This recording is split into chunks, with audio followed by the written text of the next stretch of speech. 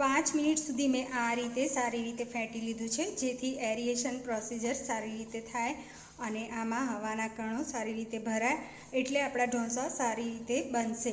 અને આમાં તમે જોઈ શકો છો, ચમચાને જે કોટિંગ થાય આ રીતે, એ રીતનું બેટર રાખવાનું છે.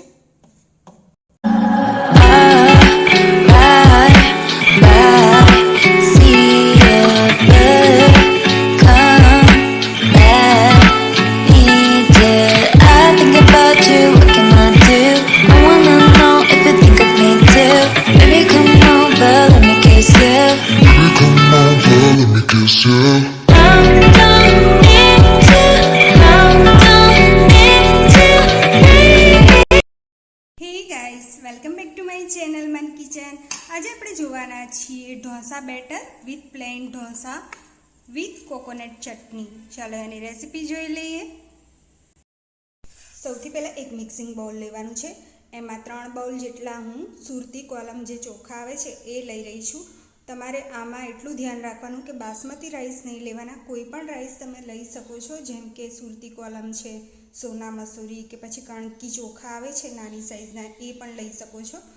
અને બીજી વાત એ કે ઘરમાં મેમ્બર વધારે હોય તો પછી આ બાઉલની સાઈઝ હોય એ તમે મોટી લઈ લેજો. 3 બાઉલ.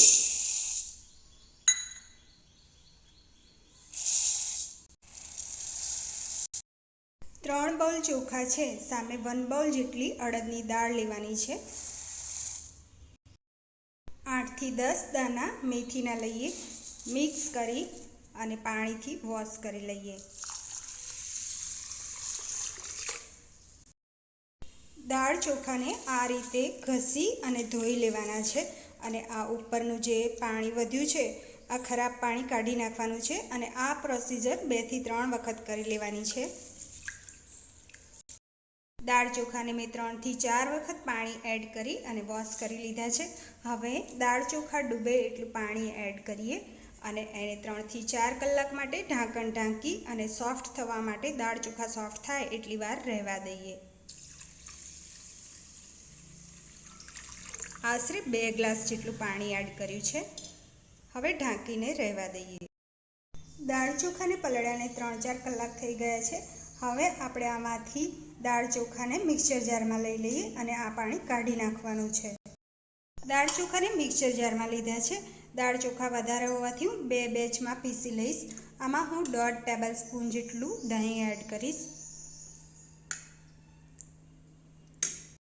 હવે ઢાંકણ બંધ કરી અને આપણે પીસી લઈએ. હાલ હું પાણી એડ નથી કરતી, એમનેમ જ પીસું છું.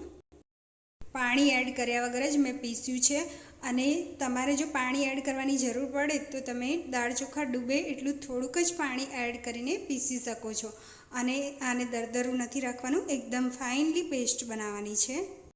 હજી પણ થોડું દરદરું લાગે છે, હજી પણ આપણે મિક્સરને થોડી વાર ચલાવવાનું છે. એકદમ સરસ એવું પીસાઈ ગયું છે, તમે જોઈ શકો છો. હવે આપણે આને એક બાઉલમાં ટ્રાન્સફર કરી લઈએ અને જે બીજા દાળ ચોખા બચ્યા છે એ હું બીજા બેચમાં પણ પીસી લઈશ. એમાં પણ હું 1.5 ટેબલ સ્પૂન જેટલું દહીં એડ કરીશ. પહેલાં આપણે 1.5 ટેબલ સ્પૂન દહીં લીધું અને બીજા બેચમાં પણ હું 1.5 ટેબલ સ્પૂન દહીં લઈશ. અને જો તમારું બેટર મતલબ દાળ ચોખા ઓછા હોય તો તમારે 1.5 ટેબલ સ્પૂન દહીં જોઈશે, વધારે નહીં જોઈએ. બીજા બેચમાં હું પીસી રહી છું ત્યારે મારે થોડા પાણીની જરૂર પડી છે, એટલે હું પાણી એડ કરી રહી છું. આશરે 1/2 બાઉલ જેટલું પાણી એડ કરીશ. બીજા બેચમાં પણ સારી રીતે પીસાઈ ગયું છે. આમાં લઈ લઈએ. હવે બેટરને આપણે વિસ્કરની મદદથી સારી રીતે ફેંટી લઈશું. વિસ્કરની મદદથી અથવા હાથથી પણ એક જ ડાયરેક્શનમાં તમે ફેંટી શકો છો. આ રીતે 5 મિનિટ સુધી મેં આ રીતે સારી રીતે ફેંટી લીધું છે, જેથી એરિએશન પ્રોસીજર સારી રીતે થાય અને આમાં હવાના કણો સારી રીતે ભરાય, એટલે આપણા ઢોસા સારી રીતે બનશે. અને આમાં તમે જોઈ શકો છો, ચમચાને જે કોટિંગ થાય આ રીતે, એ રીતનું બેટર રાખવાનું છે. હવે આને ઢાંકણ ઢાંકી અને 7 થી 8 કલાક માટે હું તડકામાં મૂકી દઈશ. જો તમારા ઘરમાં તડકો ના આવતો હોય કે કોઈ ઠંડી જગ્યાએ રહેતા હોય તો તમે લોટના ડબ્બામાં પણ મૂકી શકો છો. કોઈ ગરમ જગ્યા રહેતી હોય, કોઈ ખૂણો એવો રહેતો હોય, એમાં પણ તમે ઢાંકીને રાખી શકો છો. ફરી હું તમને એક વખત માપ કહી દઉં. 3 બાઉલ જેટલા મેં ચોખા લીધા છે અને 1 બાઉલ જેટલી અડદની દાળ, 7 થી 8 દાણા મેથીના અને 3 ચમચી જેટલું દહીં જોયું છે અને પાણી મેં લીધું છે હાફ બાઉલ જેટલું ક્રશ કરવામાં લીધું છે.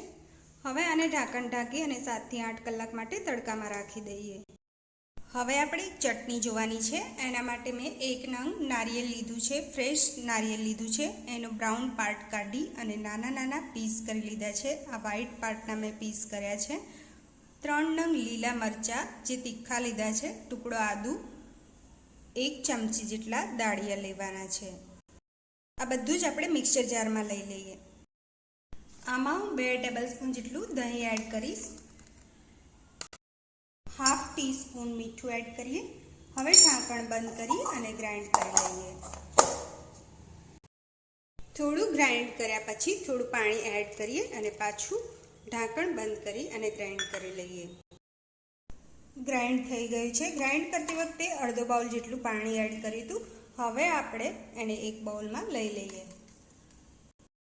હવે ગેસ ઓન કરીને તડકા પેનમાં 1 ટેબલસ્પૂન જેટલું મેં તેલ લીધું છે. એને એકદમ ગરમ કરવાનું છે. તેલ સારી રીતે ગરમ થઈ ગયું છે. હવે ગેસની ફ્લેમ બંધ કરી લઈએ. એમાં 1 ટીસ્પૂન જેટલી રાઈ, 1 ટીસ્પૂન અડદની દાળ, 1/4 ટીસ્પૂન હિંગ. અડદની દાળ બ્રાઉન થઈ ગઈ છે. એમાં મીઠા લીમડાનું પાન. આ વઘાર આપણે ચટણીમાં એડ કરી લઈએ અને મિક્સ કરી લઈએ.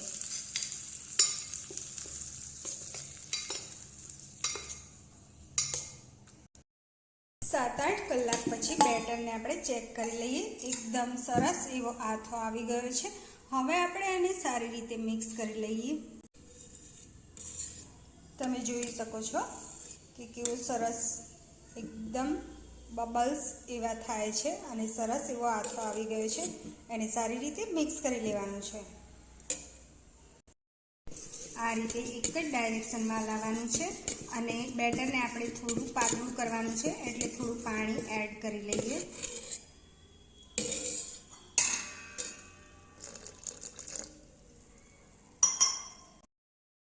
પાણી મેં અહીંયા 1 ગ્લાસ જેટલું એડ કરી અને બેટરને આ રીતે પતળું કરી લીધું છે. આ રીતની કન્સિસ્ટન્સી રાખવાની છે.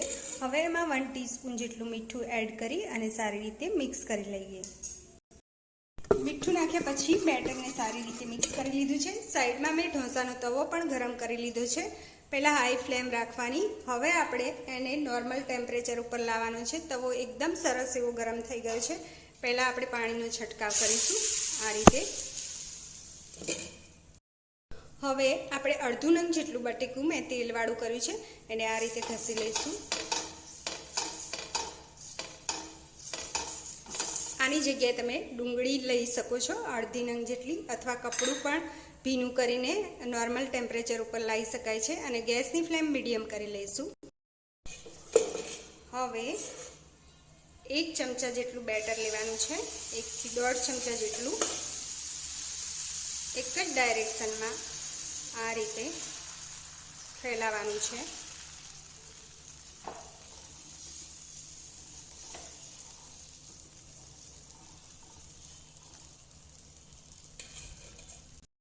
ઢોસાને હંમેશા મીડિયમ ફ્લેમ ઉપર બનાવવા. એને સ્લો ફ્લેમ ઉપર પણ નહીં બનાવવાના અને હાઈ ફ્લેમ ઉપર પણ નહીં બનાવવાના. ઉપરથી હું ઘી લગાડીશ, મેલ્ટેડ ઘી લગાડું છું. આની જગ્યાએ તમે બટર અથવા તેલ પણ લગાડી શકો છો.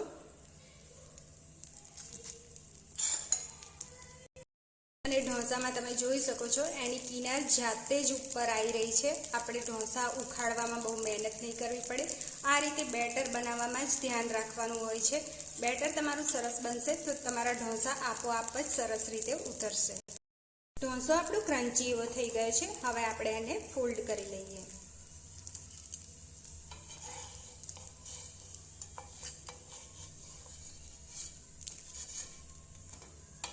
ઉતારી લઈએ.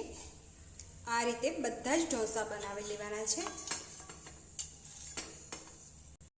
તમને હું તોડીને બતાવું કે કેટલો ક્રિસ્પી એવો આપણો ઢોસો તૈયાર થઈ ગયો છે. સો ફ્રેન્ડ્સ, તમે જોયું કે ઢોસા બેટર આપણે કેટલું ઇઝીલી ઘરે તૈયાર થઈ જાય છે અને એમાંથી ક્રિસ્પી એવા ઢોસા તૈયાર થયા અને સાથે કોકોનટ ચટણી પણ સર્વ થઈ ગઈ છે અને એની સાથે મેં સાંભાર પણ સર્વ કર્યો છે. તમને રેસીપી ગમી હોય તો વિડીયો લાઈક કરજો અને મારી ચેનલને સબસ્ક્રાઈબ કરજો. Bye, see you next time.